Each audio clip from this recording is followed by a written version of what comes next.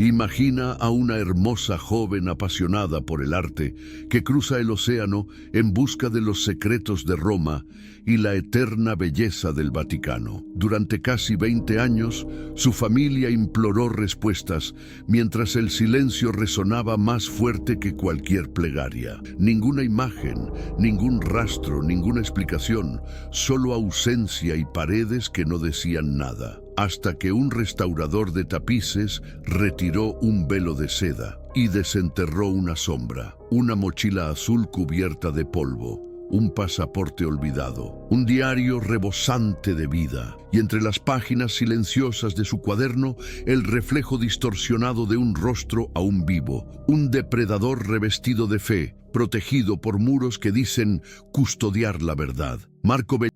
Marco Bellini, a sus 58 años, se movía por los pasillos del Vaticano no con la reverencia de un peregrino, sino con la familiaridad de un guardián de almas antiguas. Su fe no residía en dogmas latinos susurrados, sino en la tangibilidad de los pigmentos, la textura del lino envejecido y la verdad química que revelaba la edad de un barniz. Era un restaurador de arte, uno de los mejores de Italia, un hombre que dialogaba con el pasado a través de grietas y parches. Para él, la Santa Sede era menos un faro espiritual que un vasto y complejo museo, un cliente con recursos casi ilimitados y secretos igualmente profundos. Su cinismo era una capa protectora, forjada durante décadas de observación de la disonancia entre el arte divino y las maquinaciones humanas que lo regían, un escudo que lo protegía de las complejidades de la fe y el poder que lo rodeaban.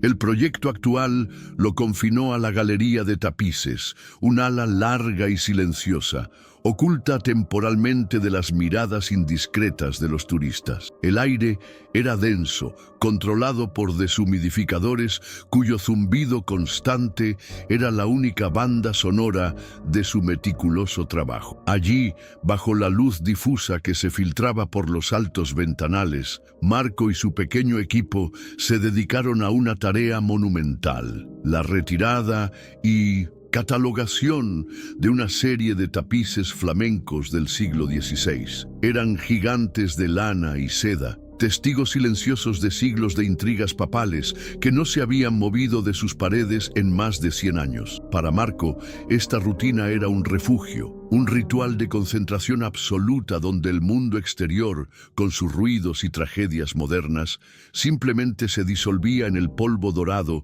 suspendido en el aire. Cada mañana comenzaba con el mismo ritual. Se ponía la bata blanca, se calzaba los guantes de algodón y se acercaba al andamio con la precisión de un cirujano. Sus movimientos eran lentos, deliberados, cada gesto medido para no dañar aún más la historia en cuestión. Se absorbía en el análisis de las fibras, identificando microscópicamente el daño causado por la humedad, documentando fotográficamente cada centímetro cuadrado de tela. Era un trabajo de infinita paciencia, un diálogo silencioso con artesanos fallecidos hace mucho tiempo. La belleza que buscaba preservar no era etérea ni divina, era una belleza técnica, el genio de una mano humana que había logrado tejer narrativas tan perdurables, y su único objetivo era asegurar que este genio sobreviviera un siglo más. El escenario era de una grandeza contenida. Los tapices, incluso con sus colores descoloridos por el tiempo,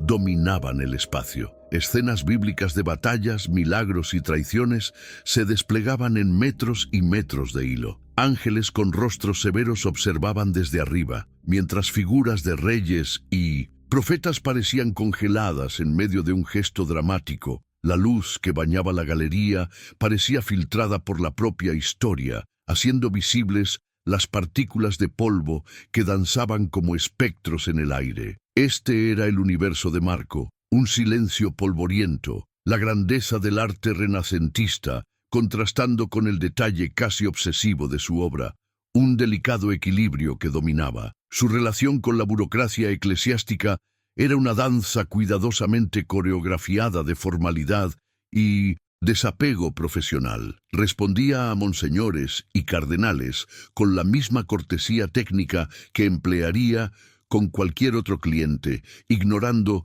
deliberadamente el aura de poder que proyectaban. Observaba el funcionamiento de la institución, las rivalidades silenciosas y las decisiones pragmáticas disfrazadas de providencia divina. Este conocimiento lo convertía en una especie de solitario, un observador cínico en un escenario de creyentes. No buscaba amistad ni aprobación, solo acceso, sin restricciones, a los proyectos que requerían sus manos y la seguridad de que su trabajo no se vería comprometido por agendas ocultas. Esta postura lo protegía, manteniéndolo como una herramienta neutral, un experto apolítico. El equipo que lo acompañaba era un reflejo de su propia disciplina. 2 asistentes más jóvenes, Elena y Mateo, habían aprendido a comunicarse con él mediante gestos y miradas, comprendiendo que el silencio era una herramienta esencial para la concentración. No había conversaciones triviales, solo algún susurro ocasional sobre la consistencia de un disolvente o la tensión de un hilo. El ritmo de su trabajo era meditativo, una sinfonía silenciosa de movimientos precisos. Eran una pequeña isla de orden y ciencia, en medio de un océano de dogma y misterio, unidos por un propósito común y tangible: la preservación material del pasado, un objetivo claro y honesto en un lugar donde la verdad a menudo era cuestión de interpretación. Marco sentía el peso de la historia casi físicamente. No era el peso de la fe ni de la espiritualidad, sino el peso literal de siglos de polvo acumulado, el aroma de la lana antigua y la seda desmoronada, el registro químico del aire romano impregnado en las fibras. Era un guardián del tiempo, un arqueólogo textil que, con cada delicada pincelada, desprendía las capas que el tiempo había depositado. Su conexión con el pasado no era nostálgica, era forense. Buscaba la firma del artista,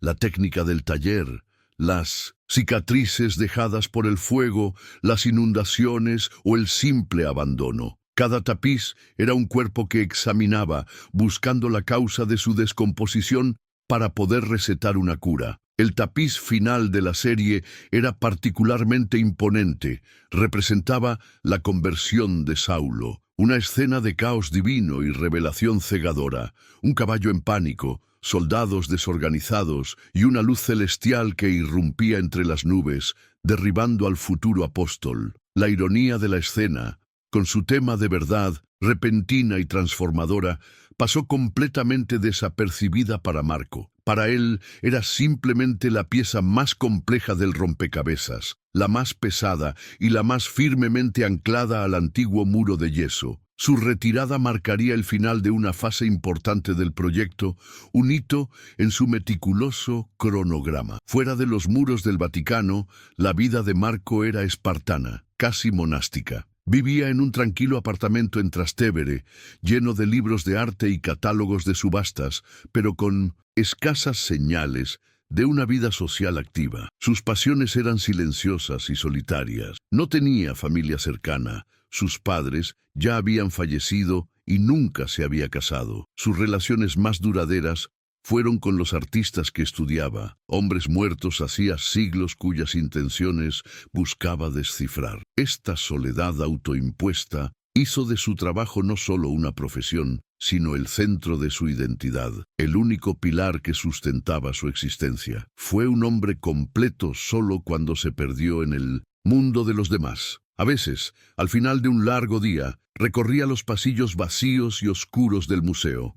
Un privilegio reservado a pocos. El sonido de sus pasos resonaba en el mármol. Las sombras de las estatuas se extendían como si estuvieran vivas, y la Basílica de San Pedro brillaba a lo lejos a través de una ventana. En esos momentos, el Vaticano se transformaba. Dejó de ser un lugar de trabajo para convertirse en un organismo dormido, un laberinto de secretos guardados por la noche. Se sentía como el único hombre despierto en una ciudad de fantasmas, cómodo en esa quietud, sin saber que uno de esos fantasmas estaba a punto de manifestarse de una forma aterradoramente real. Las herramientas de su banco de trabajo eran como instrumentos quirúrgicos dispuestos en una bandeja metálica: pinceles de Marta Cibelina de distintos grosores, bisturíes de precisión para cortar hilos podridos, pequeñas espátulas para aplicar aglutinantes y una lupa con luz incorporada, a través de la cual veía el mundo a otra escala. Confiaba en estos objetos,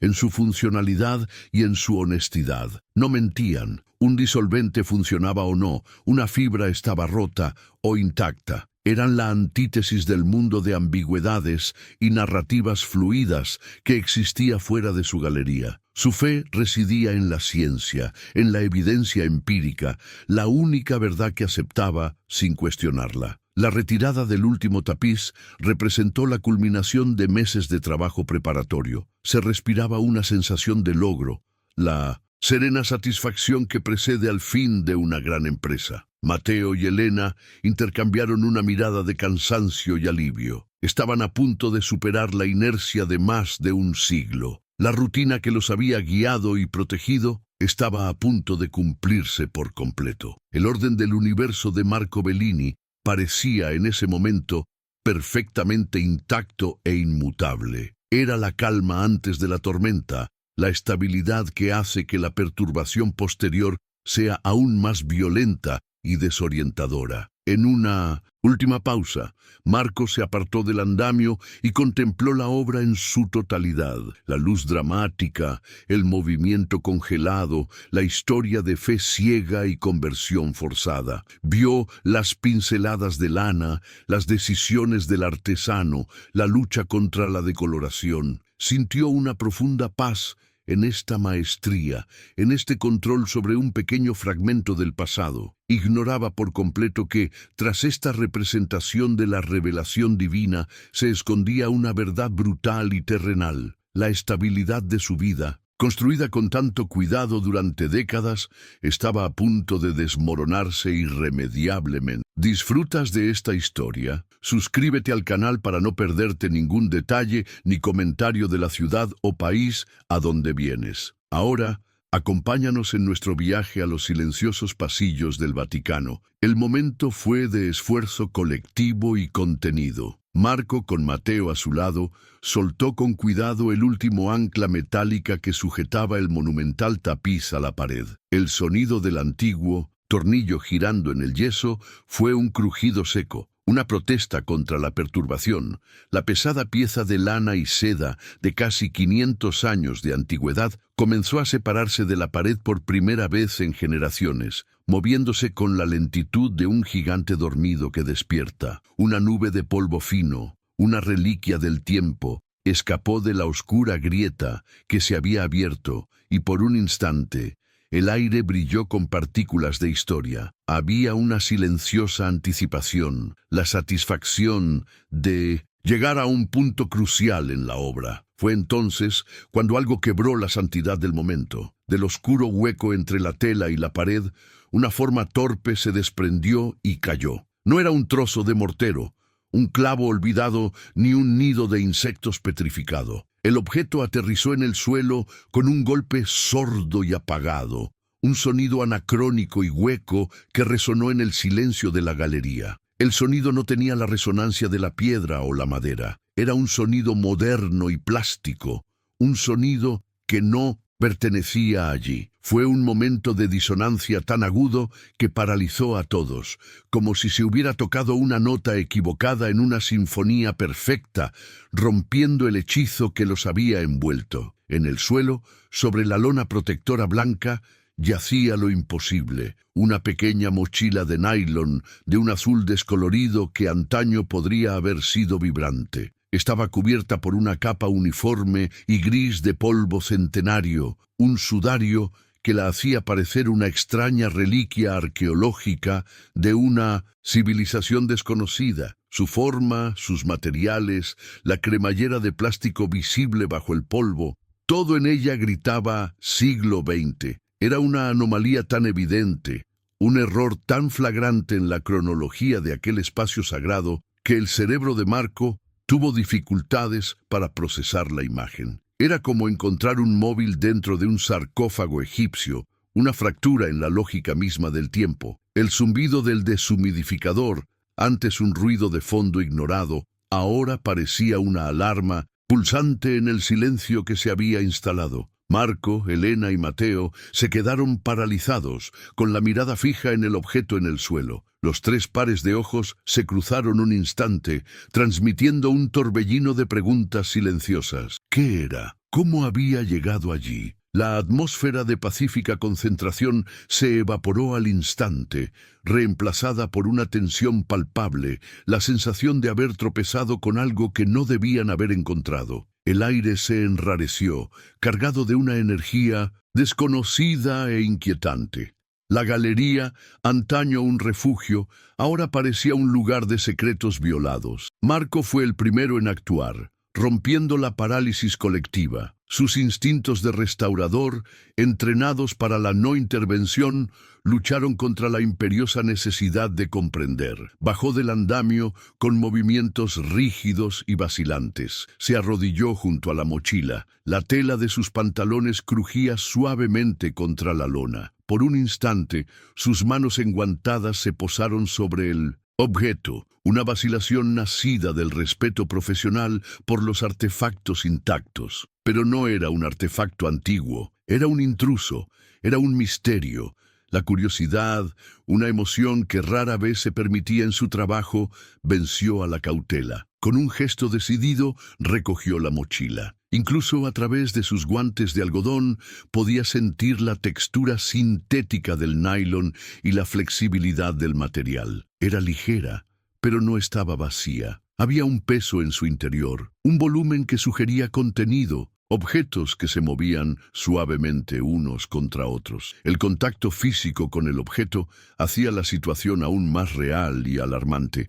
No era solo un trasto olvidado, eran las pertenencias de alguien. La mochila no estaba allí por casualidad. Su ubicación, oculta tras un tapiz invaluable en una zona restringida, sugería un acto deliberado. Sus dedos, aún enguantados, alcanzaron el tirador de la cremallera. El polvo se desmoronó bajo su tacto. Con una lentitud que delataba su creciente ansiedad, bajó la cremallera. El sonido rompió el silencio de la galería con una violencia infernal, un estruendo metálico y agudo que pareció resonar en las altas paredes. Era el sonido de un secreto al ser desvelado. Elena y Mateo se acercaron, pálidos y tensos, mirando por encima de su hombro. El interior de la mochila estaba oscuro y Marco la inclinó ligeramente para que la tenue luz revelara su contenido, conservado en la oscuridad seca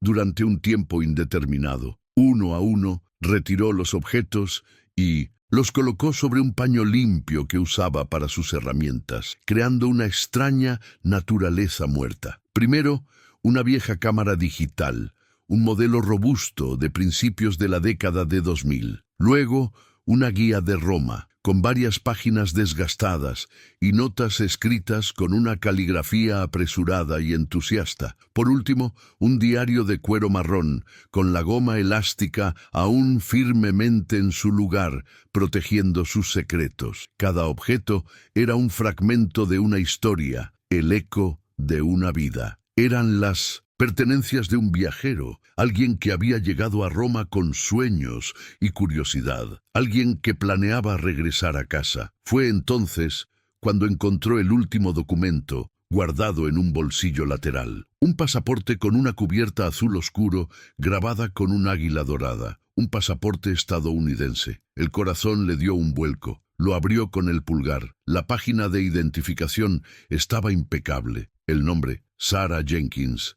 Y debajo, la foto de una joven negra, de unos 21 años, con 1900 largas trenzas hasta la cintura y una sonrisa amplia y genuina, llena de una alegría contagiosa. Era un rostro lleno de vida, de promesas, un rostro que miraba al futuro con una confianza ingenua. La fecha de emisión del pasaporte, 2003, y el nombre, Sarah Jenkins, encendieron una chispa en un rincón olvidado de su memoria. Las noticias de televisión, los titulares de los periódicos de 2004. El turista estadounidense desaparecido, un estudiante de historia del arte, las búsquedas infructuosas, la angustia de la familia. Los detalles eran vagos, erosionados por casi 20 años, pero la esencia de la historia emergió con una claridad aterradora. La chica que entró en los museos vaticanos y nunca fue vista de nuevo. El caso que se convirtió en un misterio persistente.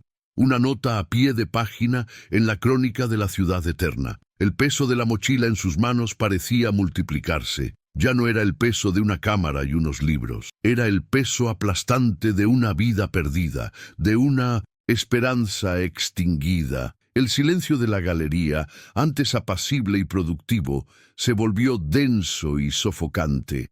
Era como si la presencia fantasmal de la niña sonriente de la foto hubiera llenado el espacio, su eco silencioso gritando a través de las figuras piadosas de los tapices. Marco sintió un escalofrío recorrerle la espalda, un frío que no provenía de la temperatura ambiente, sino de las profundidades de una tumba recién abierta. Con la garganta seca, Marco miró a Elena. «Llama a la gendarmería», dijo con una voz extraña, baja y tensa, sin la autoridad habitual. Ahora, sabía que el protocolo para semejante descubrimiento no existía en ningún manual que conociera, pero la intervención de las autoridades vaticanas era el único paso lógico e inevitable. Había cruzado la línea. Su trabajo era preservar el arte del pasado, pero acababa de desenterrar una tragedia del presente, una tragedia que había ocurrido bajo su propio techo. La llegada de los oficiales de la Gendarmería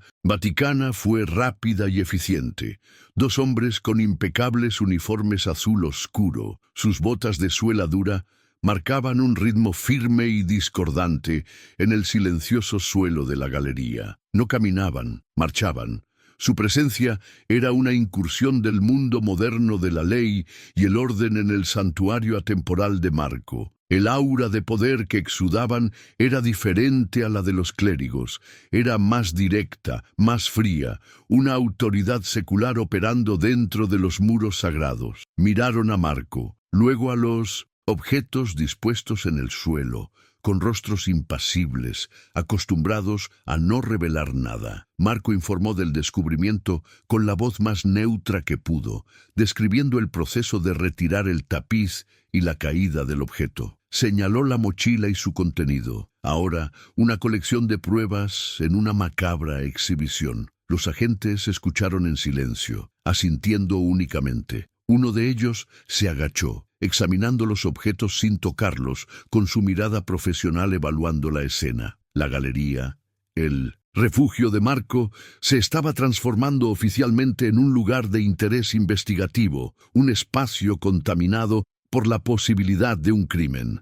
La atmósfera cambió para siempre. Se suspendió el trabajo, una orden dada en un tono cortés, pero incuestionable. Los oficiales comenzaron a hacer preguntas breves y directas. ¿Cuándo fue la última vez que se movió este tapiz? ¿Quién ha tenido acceso a esta galería en los últimos meses? ¿Alguien más, aparte de usted, ha tocado estos objetos? Las preguntas no buscaban conversación, sino hechos, construyendo un perímetro invisible alrededor del descubrimiento. Marco se sintió de repente como un intruso en su propio terreno, un mero espectador de un drama que él mismo había iniciado. Una cinta de seguridad cubría la entrada de la galería, un gesto simbólico que la aislaba del resto del mundo. La orden de confidencialidad fue la última instrucción que recibieron, impartida con una seriedad que no dejaba lugar a la desobediencia. Es crucial para la integridad de la nueva investigación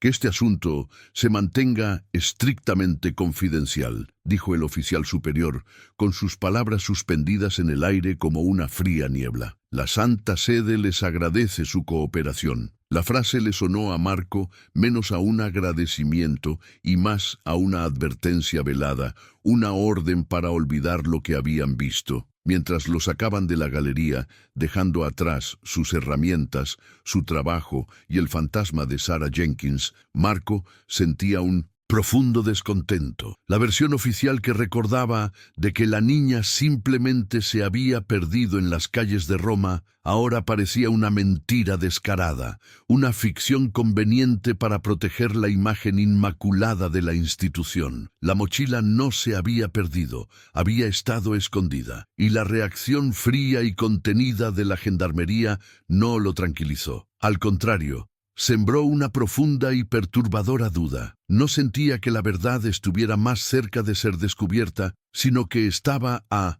punto de ser enterrada de nuevo, esta vez de forma más permanente. El descubrimiento de la mochila de Sarah Jenkins no solo desenterró las pertenencias de una joven, sino que también demolió la cuidadosamente construida arquitectura de la narrativa oficial de su desaparición. En 2004, la historia contada al mundo fue una de trágica normalidad. Sarah, una estudiante estadounidense de 21 años, apasionada por la historia del arte, había sido captada por cámaras de seguridad a la entrada de los Museos Vaticanos en una soleada mañana de octubre. Después de eso, nada, ninguna imagen de su salida, ningún testigo que la viera en las concurridas calles que la rodeaban. La investigación, una danza diplomática y burocrática entre la policía italiana y la gendarmería vaticana, pronto se topó con un muro de silencio y falta de pruebas. La conclusión más conveniente, y la que se aceptó discretamente, fue que había logrado escapar de los museos por una ruta no registrada por cámaras y se había adentrado en el vasto y anónimo laberinto de Roma. La Santa Sede, desde el principio, mantuvo una postura de cooperación distante, pero firme en la delimitación de responsabilidades. Su jurisdicción y deber de protección, afirmaban, terminaban en las puertas de bronce y los puestos de control. Lo que sucediera fuera era asunto de las autoridades italianas. Era una línea clara y defendible, que protegía la imagen de la institución de cualquier mancha de incompetencia, o peor aún, de implicación. Sin embargo, la pequeña mochila azul de nylon, cubierta de polvo durante casi 2 décadas, desbarató esta ficción. Su ubicación no fue accidental ni casual. Estaba oculta, escondida en el espacio oscuro e inaccesible tras un tapiz monumental en una galería de acceso restringido, una zona que había permanecido cerrada al público y a casi todo el personal durante generaciones. La implicación era innegable y aterradora. Sarah Jenkins nunca salió del Vaticano. Su desaparición, su tragedia, no comenzó en las calles de Roma. Se desarrolló dentro de los impenetrables muros del estado más pequeño del mundo, un lugar que se enorgullece de su seguridad y control. Esta única prueba transformó radicalmente la naturaleza del caso. Ya no se trataba de una persona desaparecida, una triste estadística en medio de millones de turistas. La mochila no se perdió, ni se olvidó en un momento de distracción. Su ocultación deliberada y eficaz transformó el misterio en una siniestra sospecha de crimen. Alguien con profundo conocimiento de los lugares secretos del Vaticano, alguien con acceso y autoridad para moverse sin ser cuestionado, había ocultado esas pertenencias. La historia dejó de ser una desaparición para convertirse en un encubrimiento, un terrible secreto que alguien con poder se esforzó por ocultar. De vuelta en su apartamento en Trastevere, Marco Bellini se vio atrapado en un silencio que distaba mucho de ser pacífico. Las órdenes de la gendarmería de mantener el secreto absoluto resonaban en su mente, no como una petición, sino como una orden con un peso implícito. Sentado en la tenue luz de su sala, con su copa de vino intacta sobre la mesa, mientras los acontecimientos del día se repetían en un bucle tortuoso. El sordo golpe de su mochila en el suelo, el polvo que se levantaba, la vibrante sonrisa de Sarah en su foto de pasaporte y, sobre todo, la mirada fría y calculadora de los funcionarios del Vaticano, que parecían más interesados en contener la situación que en 1900 resolverla. Su mente se desvió obsesivamente hacia el diario de cuero. Lo sostuvo apenas unos segundos, lo suficiente para sentir la suave textura de su cubierta y el peso de sus densas páginas. No tuvo tiempo de leer las palabras, pero vislumbró bocetos apresurados de esculturas de Bernini, entusiastas notas a pie de página junto a descripciones de pinturas de Caravaggio. Este objeto no era solo un diario, era el alma de Sara, su voz preservada en tinta. Era el testimonio de una pasión por el arte que Marco reconoció, pues era una versión más pura e idealista de la suya. A través de estas breves imágenes mentales, Sarah Jenkins comenzó a formarse en su mente no como una víctima anónima, sino como una persona real y vibrante.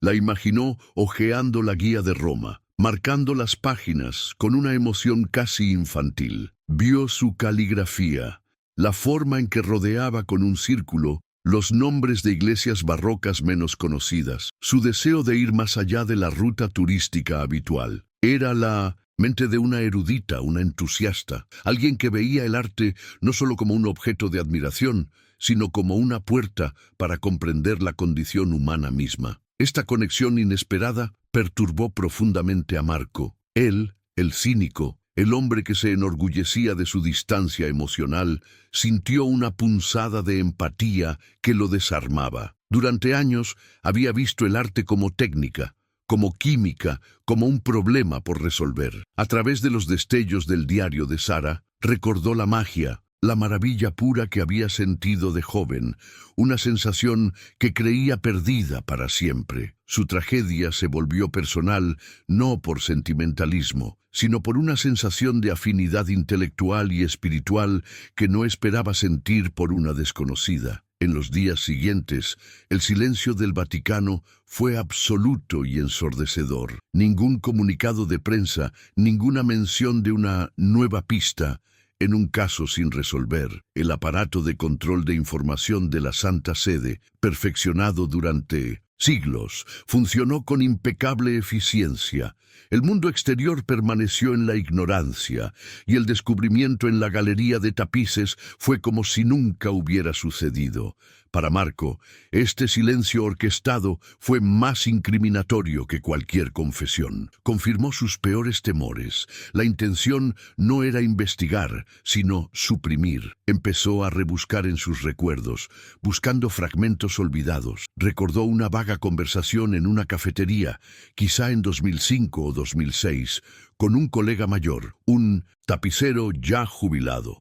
Hablaban de aumentar la seguridad y el colega mencionó en voz baja el problema con la chica americana. En aquel momento, Marco lo había descartado como un chisme, uno de los muchos rumores que siempre circulaban por los pasillos. Pero ahora, el recuerdo de aquella conversación adquirió un tono siniestro. La insinuación de que, dentro de la comunidad laboral del Vaticano, la historia era conocida, pero no contada. Marco percibía la resistencia colectiva de la institución como una fuerza invisible. Reabrir el caso de Sarah Jenkins supondría un escándalo de proporciones globales. Implicaría que los medios internacionales se desplegaran en la plaza de San Pedro con reporteros haciendo las preguntas que el Vaticano había evitado durante casi 20 años. Implicaría desconfianza, especulación, una mancha en la autoridad moral de la Iglesia. Era una vieja herida que la curia romana prefería amputar antes que tener que abordar en público. El instinto de supervivencia de esa organización bimilenaria era poderoso e implacable. Se imaginó la atmósfera dentro de esos muros en octubre de 2004. No el pánico público, sino el pánico silencioso y controlado que seguramente había ocurrido a puerta cerrada. Los registros discretos en claustros y jardines, los guardias suizos y gendarmes interrogados en habitaciones sin ventanas, las órdenes superiores de limitar el flujo de información a la policía italiana. La prioridad, ahora lo comprendía, nunca había sido encontrar a la niña, había sido contener la crisis, proteger la fortaleza del escrutinio externo que pudiera revelar grietas en sus muros. Con una precisión casi dolorosa, Marco comenzó a reconstruir mentalmente el último día de Sara. Con las notas que había vislumbrado,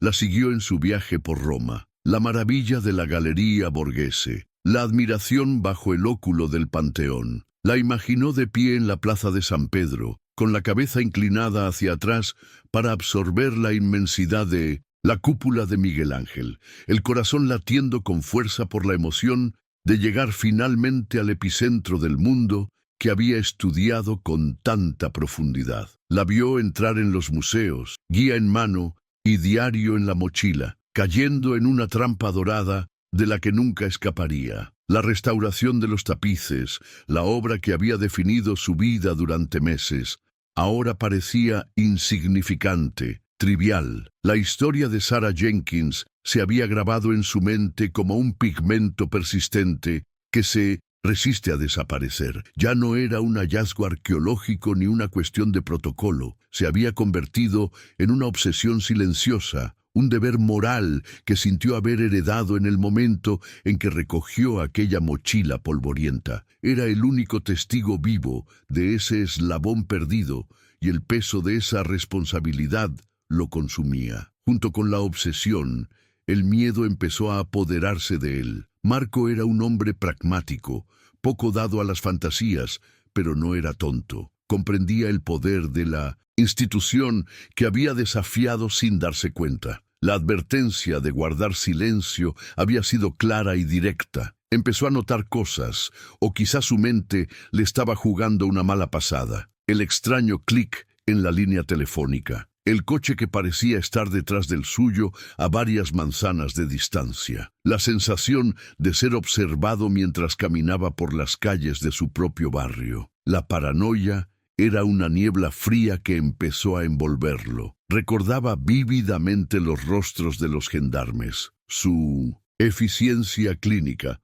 la forma en que catalogaron y retiraron cada objeto, incluyendo el polvo alrededor de la mochila, con precisión forense. En aquel momento le había parecido profesional. Ahora, en retrospectiva, parecía más bien un ejercicio de limpieza de la escena, reuniendo todas las piezas de un rompecabezas para asegurarse de que nadie más pudiera reconstruirlo. No dejaron nada atrás, ni siquiera incertidumbre, solo dejaron silencio y miedo. Marco permanecía despierto por las noches, explorando mentalmente las aterradoras posibilidades. ¿Qué clase de secreto requeriría un encubrimiento tan largo y meticuloso? Un trágico accidente mal gestionado y luego ocultado para evitar vergüenza. Un crimen pasional cometido por un funcionario de bajo rango, o algo infinitamente más oscuro, algo que involucrara a alguien como un clérigo, alguien cuya posición lo colocaba por encima de toda sospecha y cuya caída podría sacudir los cimientos de la Santa Sede. Su mayor arrepentimiento fue no haber hojeado el diario de Sara. Había tenido la oportunidad, los segundos que había estado solo con sus pertenencias antes de que llegara la gendarmería. Ese libro era su voz, su perspectiva, sus emociones en los días y horas previos a su muerte. Podría contener una pista, un nombre, una observación sobre alguien que la incomodaba. Ahora, esa voz estaba encerrada en una bóveda de pruebas, y temía que la clave estuviera en manos de la misma persona que la había silenciado. La presión aumentó cuando recibió una llamada de su propio empleador, la empresa privada de restauración. La conversación fue amistosa, pero el mensaje fue inequívoco.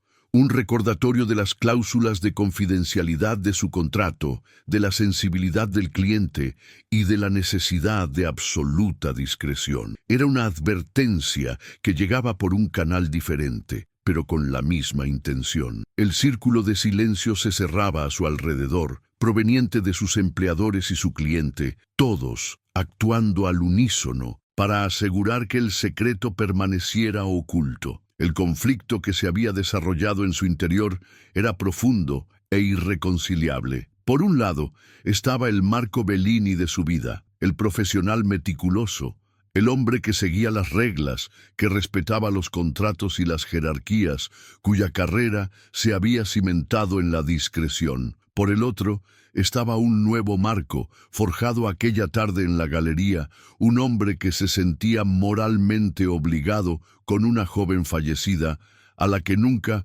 había conocido. Su brújula interior, que siempre había apuntado hacia la lógica y la precisión, ahora oscilaba entre el deber y la conciencia. Mirando desde la ventana de su apartamento las luces de la ciudad eterna, Marco tomó una decisión silenciosa. No quería dejarlo ir. El cinismo que lo había protegido durante tanto tiempo se estaba desintegrando, reemplazado por una fría indignación y una visceral necesidad de justicia. La verdad sobre lo que le sucedió a Sarah Jenkins era un artefacto que necesitaba ser restaurado, y comprendió con aterradora claridad que él era el único con las herramientas y la voluntad para hacerlo. El pasado no estaba muerto, solo esperaba a que alguien tuviera el coraje de darle voz. La decisión de actuar, por peligrosa que fuera, le brindó a Marco una extraña e inesperada claridad. La ansiedad que lo atormentaba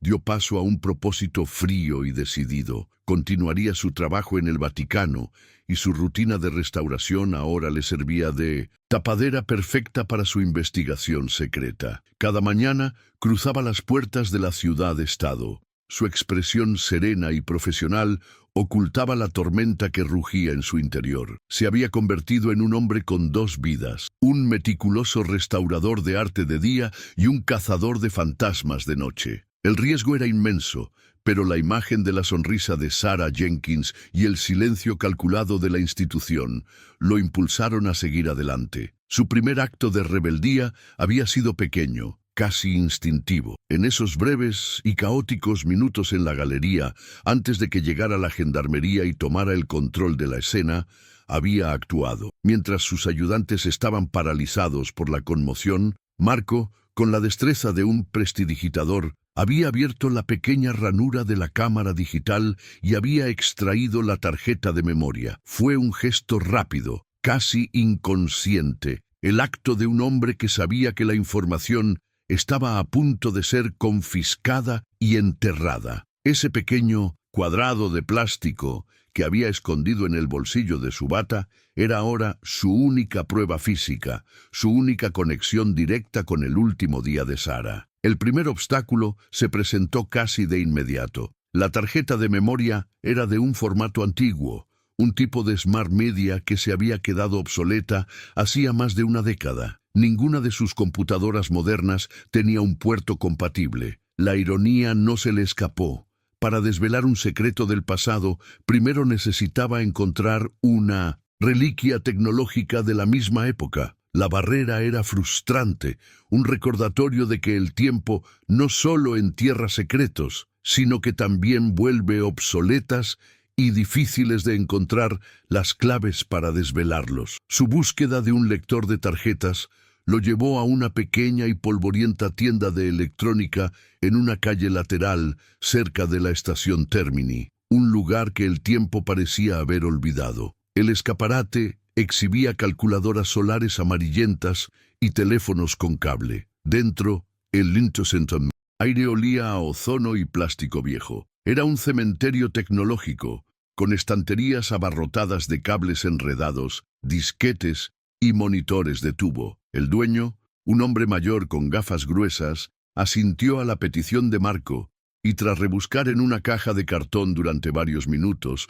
apareció con el dispositivo perfecto. Ese corto viaje parecía un presagio de su búsqueda más grande, ahondar en un pasado olvidado para encontrar la herramienta adecuada para sacar a la luz la verdad. En la soledad de su apartamento tarde en la noche, con la ciudad dormida afuera, Marco finalmente conectó el lector de tarjetas. El sistema operativo tardó un poco en reconocer el viejo dispositivo, pero entonces, con un leve sonido de notificación, apareció el icono de una unidad extraíble en la pantalla. Su corazón se aceleró. Al hacer clic en el icono, vio un solo directorio nombrado con una serie de números. Lo abrió. Docenas de archivos de imágenes en miniatura se materializaron en la pantalla. Por un momento, Dudó, sintiéndose como un mirón, un profanador de la privacidad de una joven, pero la necesidad de saber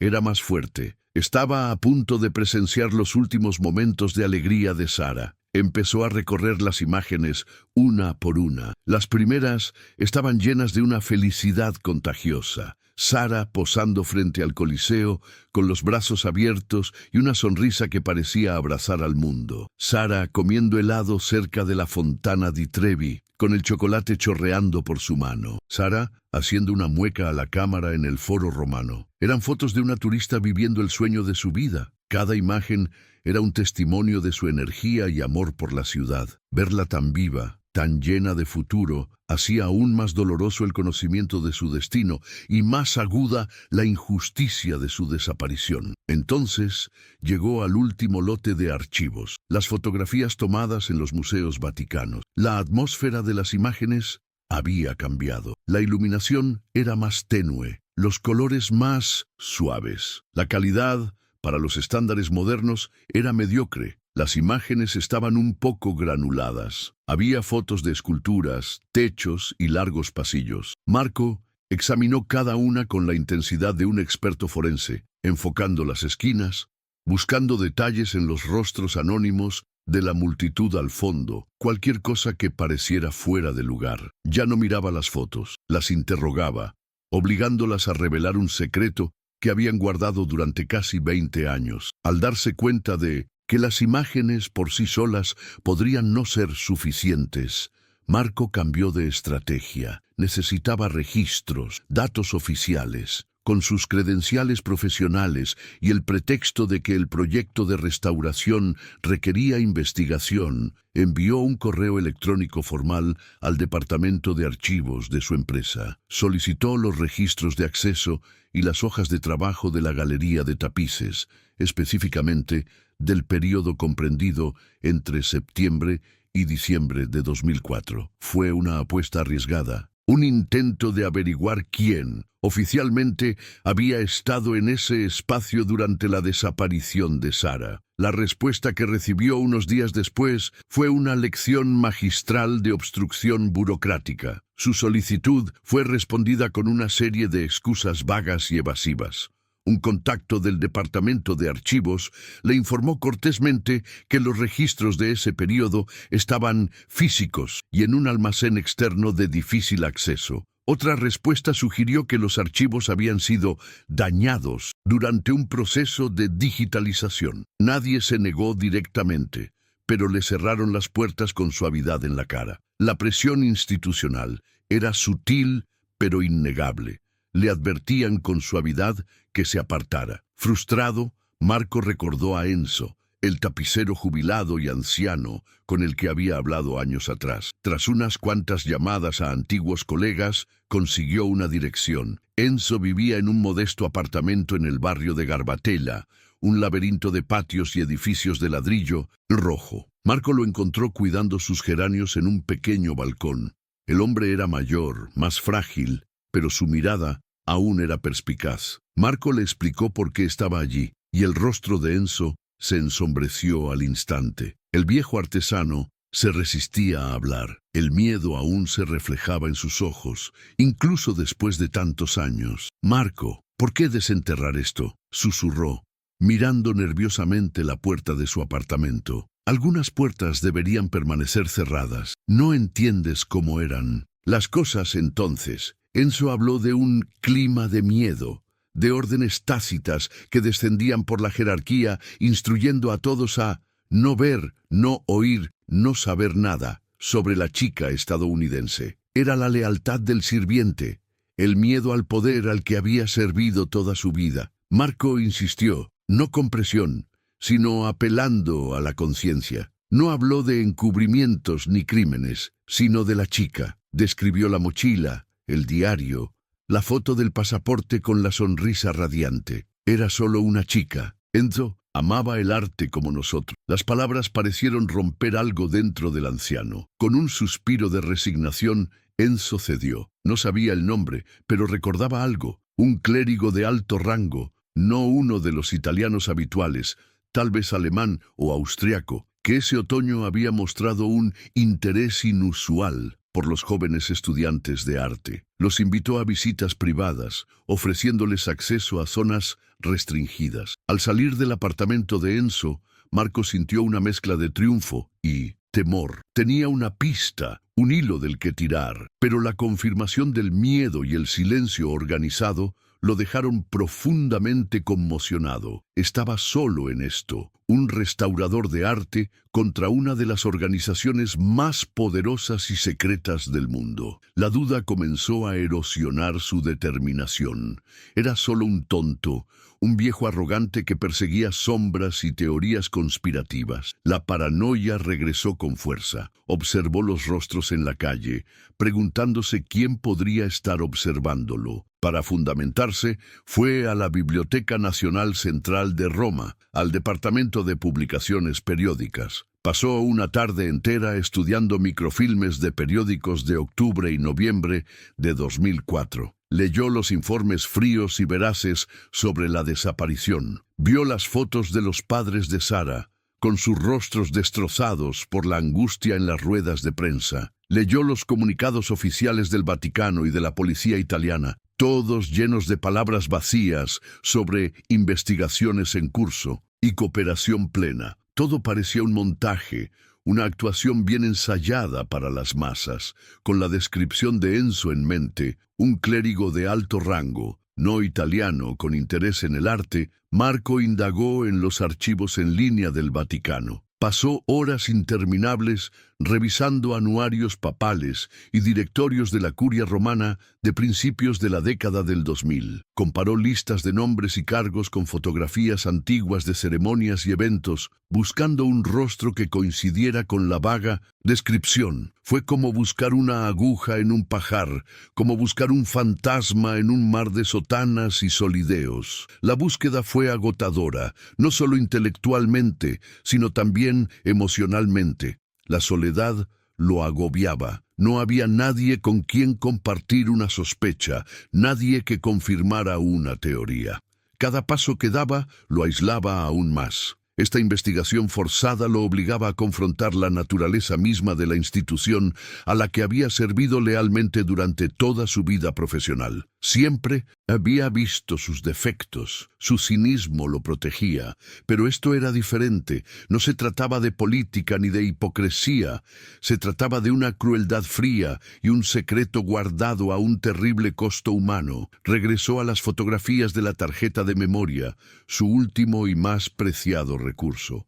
Ahora no solo buscaba una anomalía, buscaba un rostro, una figura específica. Analizó cada foto con un nuevo propósito, ignorando el arte en primer plano y concentrándose en las figuras borrosas del fondo. Examinó los reflejos en el cristal y las superficies pulidas, los rostros de la multitud que pasaba, buscando al hombre que Enzo había descrito, el clérigo extranjero, con especial interés en los jóvenes estudiantes de arte. Su apartamento, normalmente un lugar de tranquilidad y orden, se había convertido en un centro de operaciones secreto. La tenue luz que usaba para examinar los pigmentos fue reemplazada por el frío resplandor de la pantalla de su computadora, iluminando su rostro concentrado en la oscuridad. Sus herramientas ya no eran pinceles ni disolventes, sino el zoom de un software de imágenes y el clic de un ratón. Estaba diseccionando la luz y la sombra de un momento congelado en el tiempo,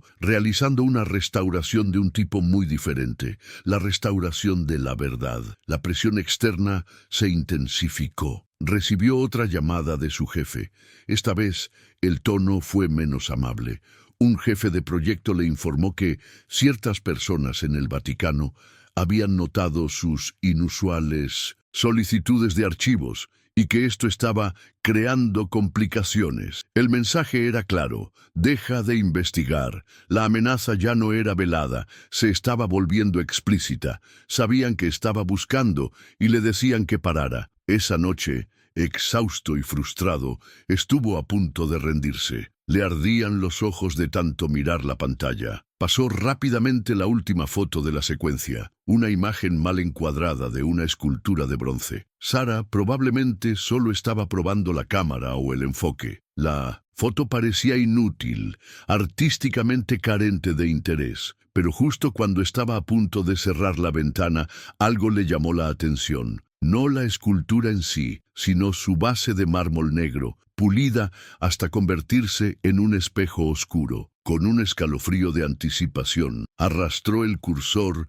y amplió la imagen sobre la base de la estatua. La imagen reflejada estaba distorsionada, curvada por la superficie de mármol, pero era inconfundible. Tras el hombro del fotógrafo, Sara, se veía la figura de un hombre. Estaba cerca, demasiado cerca. Llevaba el cuello blanco de un clérigo. Marco volvió a ampliar la imagen. Los píxeles se difuminaron en una mancha irreconocible. No podía ver el rostro con claridad, pero la figura estaba allí. La siniestra presencia que buscaba estaba capturada en ese reflejo. Un escalofrío de terror y adrenalina lo recorrió. Estaba cerca, terriblemente cerca. ¿Disfrutaste esta historia? Dale a me gusta y suscríbete al canal. Seguimos con el video. La noche después del descubrimiento en el reflejo fue una vigilia febril. Marco no durmió. Sentado en la oscuridad de su apartamento, contemplaba la imagen ampliada en la pantalla de su ordenador. El rostro pixelado y distorsionado del clérigo alternaba entre el zoom máximo,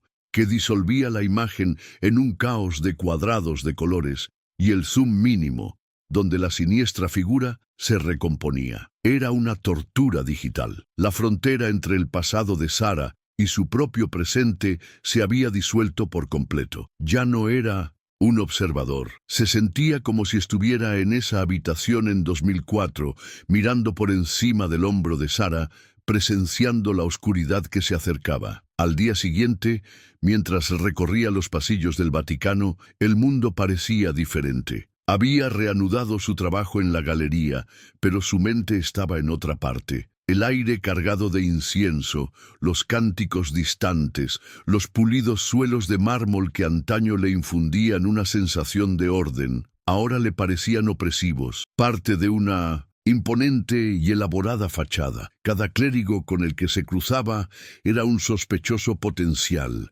cada mirada una posible amenaza. La paranoia y la realidad se habían fusionado en una única y aterradora percepción. Se movía en el corazón del poder, pero nunca se había sentido tan impotente y asustado. Fue en un pasillo menos frecuentado, un atajo que solía usar para evitar las multitudes de funcionarios, donde el tiempo se detuvo. Un pequeño grupo de clérigos de alto rango venía en dirección contraria con sus túnicas de seda crujiendo contra el suelo. Conversaban en alemán, con voces bajas y guturales. Marco bajó la mirada en señal de respeto, como siempre, pero al pasar, uno de ellos, un hombre corpulento con el pelo canoso bien cortado, giró ligeramente la cabeza en su dirección. Le ofreció un gesto cortés, casi imperceptible, un gesto informal de reconocimiento para un funcionario. Marco se quedó paralizado, con la sangre helada. Era él. Su rostro era mayor, marcado por la autoridad y los años, con finas arrugas alrededor de los ojos. Pero era inconfundiblemente el mismo hombre del reflejo distorsionado en el mármol, el mismo hombre que había visto de pasada la semana anterior y al que había identificado como una figura prominente e influyente dentro de la curia romana. El fantasma pixelado en su ordenador tenía nombre, título y un poder inmenso. No era un recuerdo, era una presencia viva y palpitante en el centro de la institución. Una ola de hielo y fuego recorrió el cuerpo de Marco, cortándole el aliento.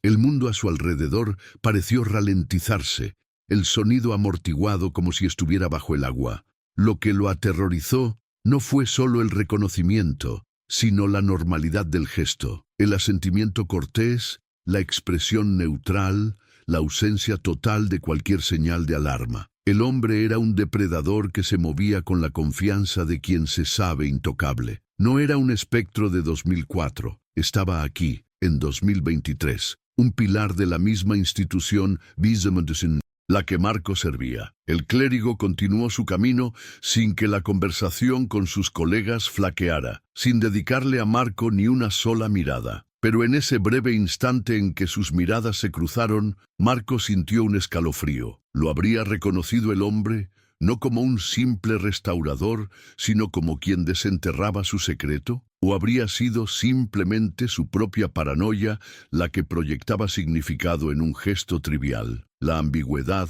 era casi más aterradora que la certeza, dejándolo suspendido en un limbo de miedo y duda. No sabía si lo ignoraban o si le habían advertido. Apoyado en la fría pared de mármol para estabilizarse, Marco luchaba por controlar la respiración. La búsqueda había terminado. En cierto modo, tenía la respuesta que buscaba. No los detalles, ni el por qué, ni el cómo, sino el quién. La pieza más crucial y peligrosa del rompecabezas estaba en sus manos. Pero este conocimiento no era tan liberador como había imaginado. Era una jaula. La verdad no lo liberó. Lo aprisionó junto con el secreto de ese hombre, convirtiéndolo en un cómplice silencioso. La impotencia de su posición lo abrumaba. ¿Qué podía hacer? Ir a la gendarmería, presentar como prueba una foto borrosa y reflejada de una cámara de 20 años, acusar a uno de los hombres más poderosos de la curia basándose en el testimonio dudoso de un tapicero jubilado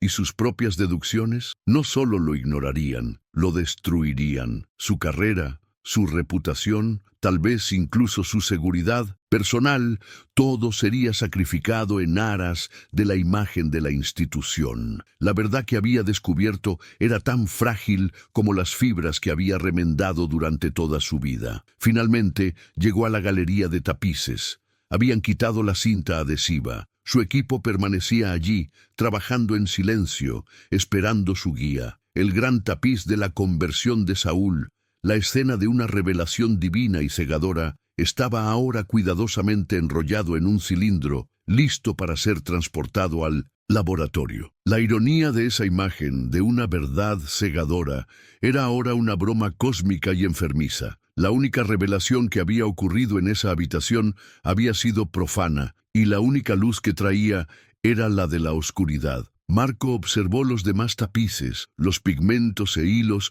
que conocía tan íntimamente, pero ya no los veía de la misma manera. Ya no veía solo la técnica, la historia del arte, la belleza.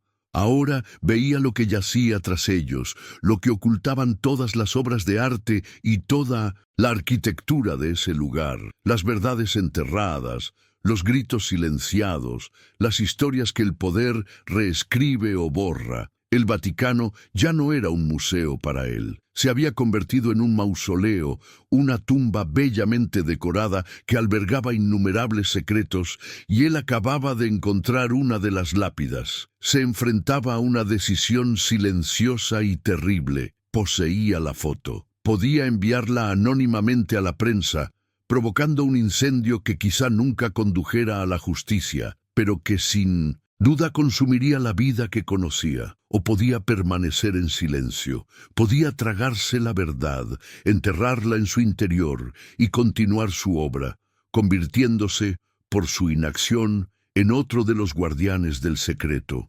¿Sería esta la traición definitiva a Sarah Jenkins? ¿Vivir con el conocimiento, pero permitir que el silencio prevaleciera? El guión no revela su decisión. La escena final deja a Marco de pie en medio de la galería silenciosa. No mira la obra. Su mirada está fija en el gran rectángulo de yeso descolorido de la pared, el espacio vacío donde solía colgar el tapiz de la conversión de Saúl. Ese vacío en la pared era ahora más elocuente y poderoso que cualquier obra de arte. Era un espacio negativo, un vacío, la representación visual de la niña desaparecida, de la justicia ausente y de la verdad que ahora cargaba solo. La historia termina con el tormento interior de Marco Bellini. Es un hombre transformado para siempre, un restaurador que ha descubierto una falla tan profunda en la estructura que sabe que no tiene reparación. Él,